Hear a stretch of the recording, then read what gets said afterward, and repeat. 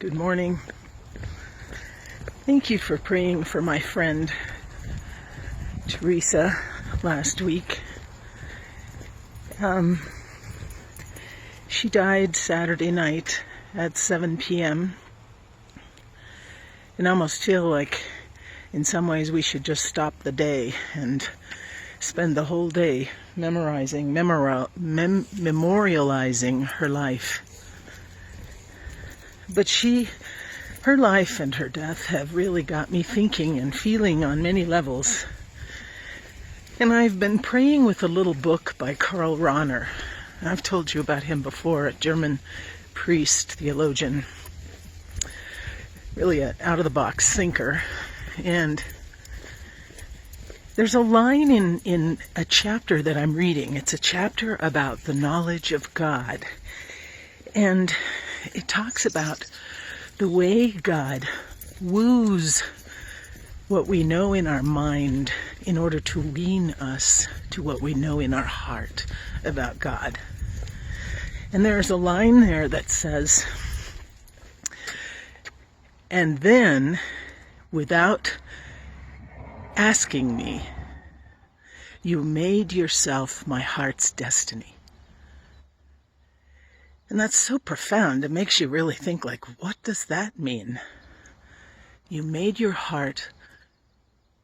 yourself my heart's destiny. I think what it means is that we put God at the very center of things, of our lives, central to everything else.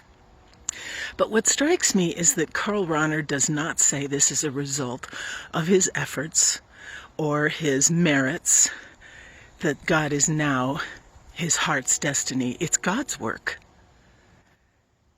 Then, without asking me, you made yourself my heart's destiny.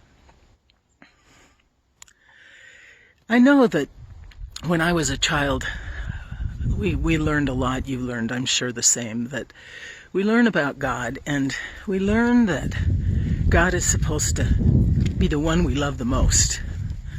And I remember when I learned that as a little person, love God first, have no false gods before God, all of that, it made me very sad. I remember this so clearly, that when I learned that, I thought, I can't do that because I love my parents more than I love God. And I wanted to love God more, but I just didn't. I just couldn't. My desire wasn't enough as a child. I loved my mom and my dad more than I loved God. But as I matured, I started to realize that it's not about loving God in first place and loving others in second place. It's about using the love of God at the center of my being as the lens and catalyst for all my other loves. My friend Teresa did that with her life. God placed himself there as her heart's destiny within her. And she loved everyone and did all the things she did in ministry and in service out of that love of God. God's love became her love. That's what we're all called to, right? We're called to take God's love as the impetus out of which we love all other things. And that can be tricky. That could take a lifetime. Obviously, Teresa lived her lifetime out of that. But it can take a lifetime for us, because really, that's going to push us to love people beyond whether we like them or not. That's what makes that kind of love divine and not human. God's love, if we're loving the world and loving others through our love of God, out of our love of God, it's going to stretch us to where sometimes we feel like we're borrowing the love of God to love others because we just don't have it within us. But eventually, because we know it's not our work, God begins to transform that stretching And that desire we have to love God, to love others through our love of God, God begins to transform us to where ultimately you almost can't tell the difference.